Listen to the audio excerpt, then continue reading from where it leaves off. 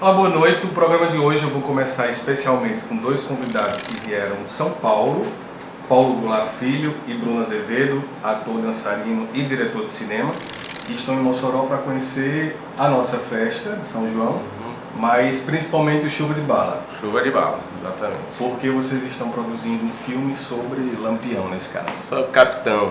Então a gente não podia deixar de vir aqui ver esse espetáculo maravilhoso e foi incrível. Uma surpresa muito agradável. Tinha ouvido falar, mas nada como estar pessoalmente, né? O espetáculo é incrível e a gente tinha que estar aqui para conhecer. Eu lhe vi circulando pela Cidadela nesse último fim de semana, de Cidadela, do primeiro fim de semana de espetáculo, inclusive, né? Na estreia dessa temporada. E aí você quer saber justamente quais foram as suas impressões, né? Porque primeiro, geralmente quando alguém vem de fora para cá ver o Chuva de Bala, já se surpreende com o fato de ser um musical, né? No interior. Como assim um musical no interior? Pois é, e olha, fiquei muito surpreso porque não deixa nada a desejar de nenhuma produção de Rio, São Paulo, e agora tem muitos musicais lá. E o que eu vi aqui eu achei uma qualidade incrível de realização, de produção, de elenco, de coreografia, direção, dramaturgia. É um espetáculo de alto nível. Você conversou com o João Marcelino, obviamente. Sim, ficamos muito amigos e um grande, posso dizer, parceiro agora. E achei incrível e é um desafio muito grande, porque você realizar o mesmo espetáculo durante, ele me parece que já é o 10º ano que ele faz. João, ele é um patrimônio mossorense. Pois é, então é um grande desafio, porque cada vez as pessoas querem mais, querem algo diferente. Então, para o artista, para o diretor, para quem concebe o espetáculo, é muito difícil, porque as pessoas já vão conhecendo e querendo um nível de qualidade maior, e isso faz com que o próprio espetáculo vá melhorando cada vez mais.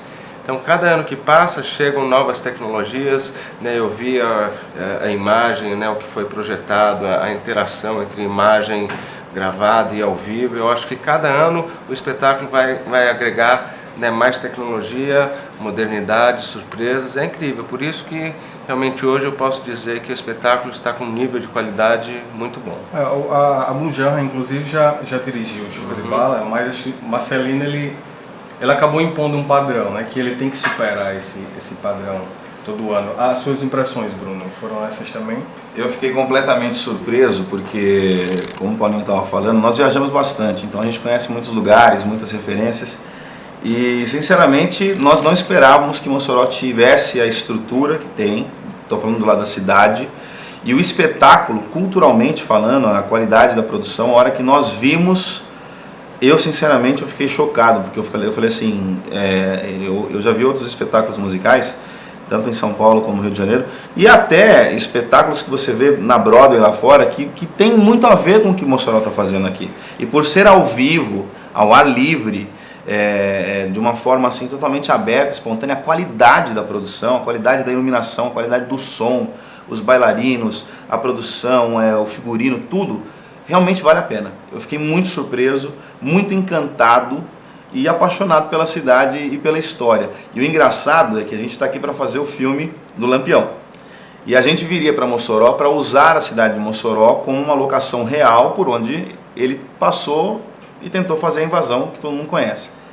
Só que isso não ia estar no filme, não ia entrar no filme. Essa cena não estava no roteiro original. A da invasão em si. Exatamente. E tem um ator que é daqui de Mossoró, que é amigo nosso, lá de São Paulo, o JB de Oliveira, que foi ele quem falou pra gente, falou assim, olha, existe um espetáculo em Mossoró chamado Chuva de Bala, que se vocês assistirem, vocês vão se apaixonar. E a gente ficou meio assim, né? Falou assim, será que é tão bom assim? A hora que a gente chegou aqui, eu falei assim, cara, o JB tinha razão. E graças a ele nós estamos aqui, nos apaixonamos pela cidade, e Mossoró não vai ser apenas cenário da cena que conta a entrada ou a tentativa da invasão do Lampião de seu bando aqui, mas possivelmente a gente vai montar um polo aqui para a gente rodar mais cenas do filme do que a única cena da invasão. Então isso quer dizer que o espetáculo se tornou algo extremamente inspirador. Totalmente, porque a qualidade de produção, a qualidade técnica, os atores, inclusive tem muitos atores da cidade que nós vamos utilizar para o filme. Tem nomes já desses atores? Olha, até tem, mas eu não vou contar ainda não, porque é segredo, até porque a gente não quer... Atores que estão nesse espetáculo? Atores que estão no espetáculo, e o Paulinho está voltando para São Paulo hoje. Só que eu estou na cidade ainda, até os próximos dias aí.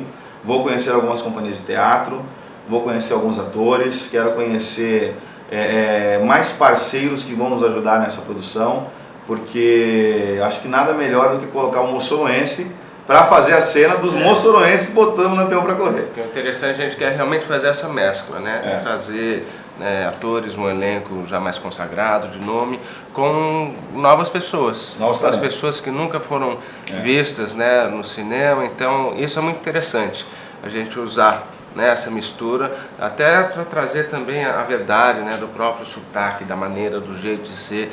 Então é muito interessante a gente mesclar isso, né? Isso vai dar muito mais veracidade, né, na coisa, e vai acabar influenciando a gente que é lá do Sul, né? A gente vai sugando o jeitão de vocês, e o oposto também, né?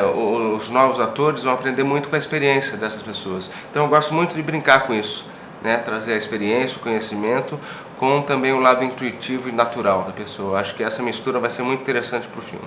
Além do Chuva de Bala, vocês conheceram o Memorial, que conta um pouco dessa parte da história. Incrível. Aliás, a cidade vive, né, em torno desse tema. É fantástico, você entra aqui, você já sente isso, já respira, e esse lado cultural da cidade é incrível. Eu realmente dou parabéns a todos, né? Não só aos políticos, aos que comandam, mas ao cidadão da cidade, né?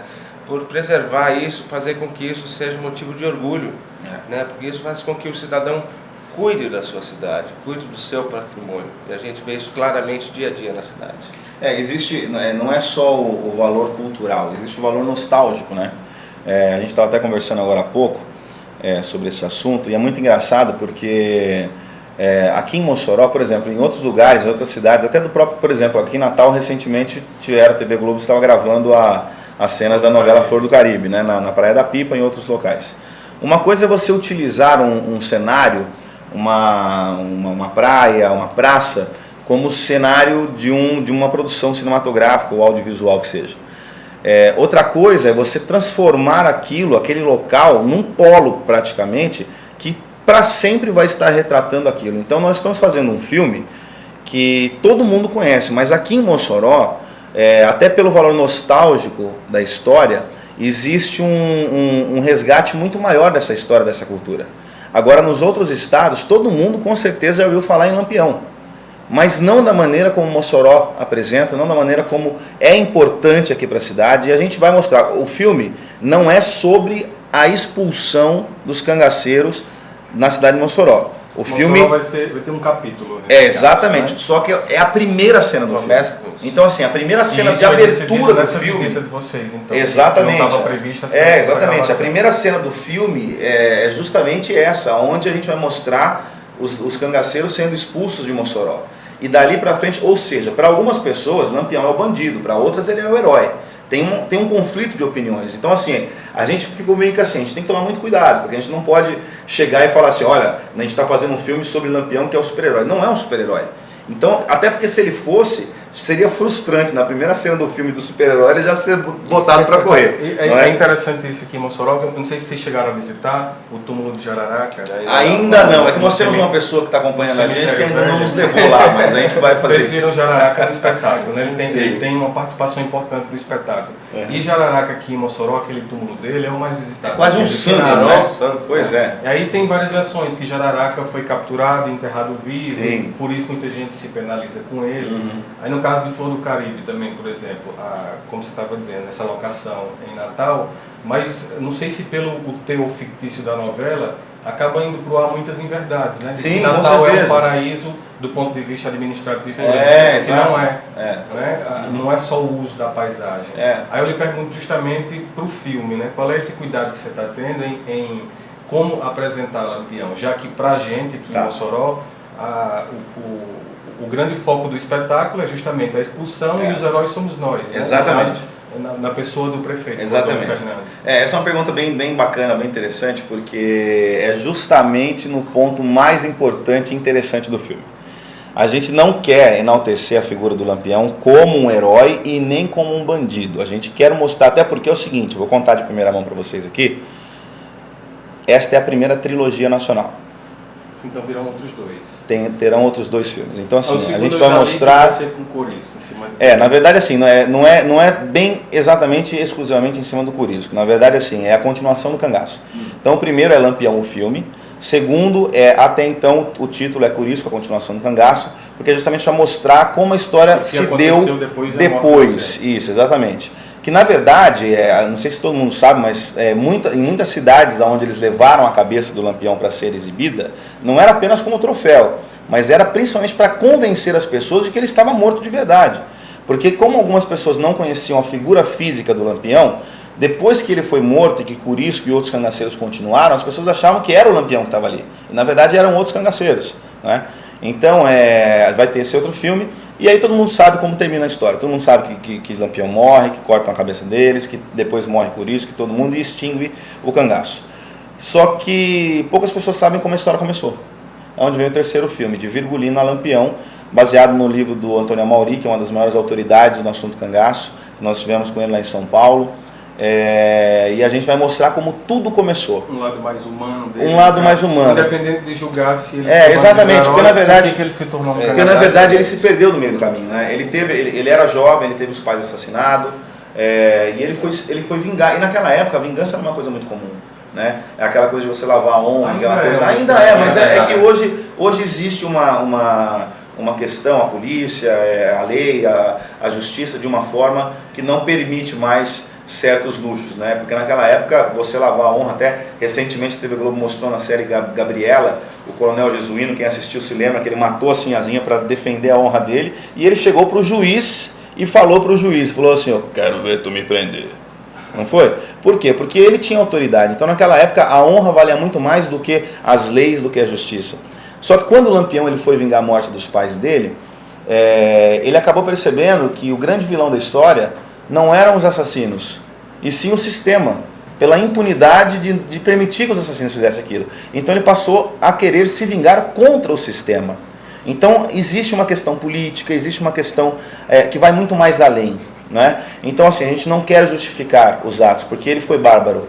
Ele fez coisas assim horrendas que não tinha a menor necessidade. Ele roubou, ele matou, ele estuprou, ele fez muita coisa ruim. Mas para algumas pessoas ele fez muita coisa boa. Ele chegou em algumas cidades, ele distribuía dinheiro, distribuía comida. Então, da pesquisa que você fez, vocês acham que ele tem um pouco de Robin Hood também? Tem. Realmente tem. E você tocou num ponto essencial, você falou no humano.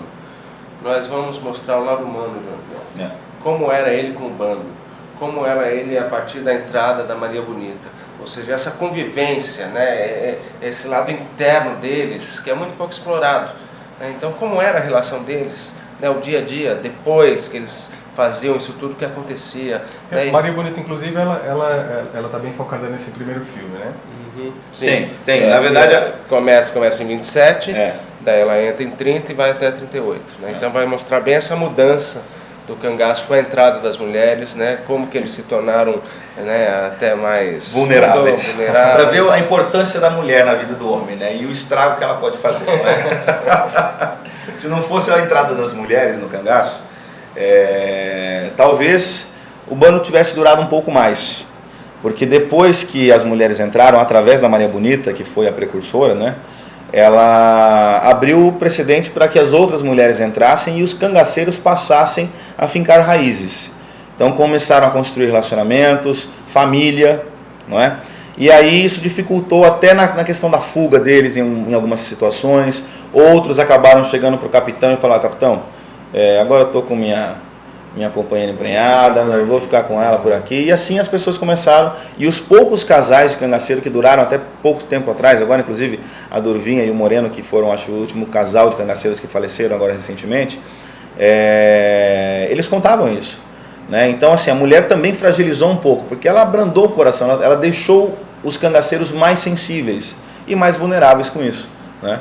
E aí, para contar tudo isso, eu imagino que vocês então devam passar em Pernambuco, Serra Talhada, que é a terra deles. Sim. Exato. Tem outras locações em outros estados também. Bahia nós devemos ir também. Na Bahia, Agora, nós vamos em o Jericoacoara. primeiro lugar que nós viemos foi aqui. É. Então aqui é o começo de tudo.